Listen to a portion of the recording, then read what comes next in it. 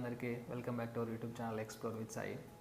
ఈరోజు మీకు నేను ఇద్దరు పిల్లలు ఉన్న ఒక ఫాదర్ యొక్క స్టోరీ షార్ట్ అండ్ స్వీట్గా చెప్తాను.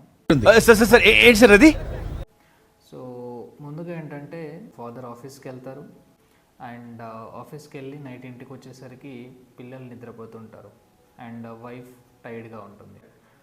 So then after next day ఏమవుతుందంటే స్కూల్ టైం.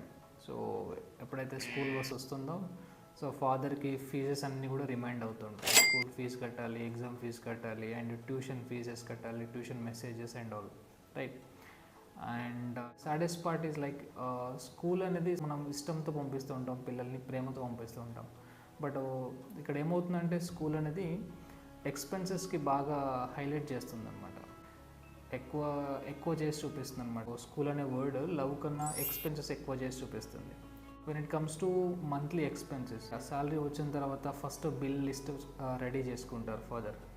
సో ఆ బిల్ లిస్ట్ ఏముంటుందంటే రెంట్ పే చేసుకోవాలి, ఈఎంఐస్ పే చేసుకోవాలి, గ్రాసరీస్ అండ్ అలానే school fees, medical bills and transport expenses and all and etcetera. So ఇక్కడ ఏమవుతుందంటే శాలరీ పేపర్లో బాగానే ఉంటుంది, బట్ హ్యాండ్లో మిగిలేది చాలా తక్కువగా ఉంటుంది.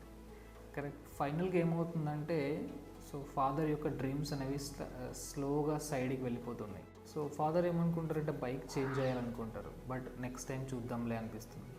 అండ్ ఏదైనా వెకేషన్ ప్లాన్ చేయాలి అనుకుంటారు, బట్ సమ్ రీజన్స్ వల్ల అది క్యాన్సిల్ అయిపోతుంది.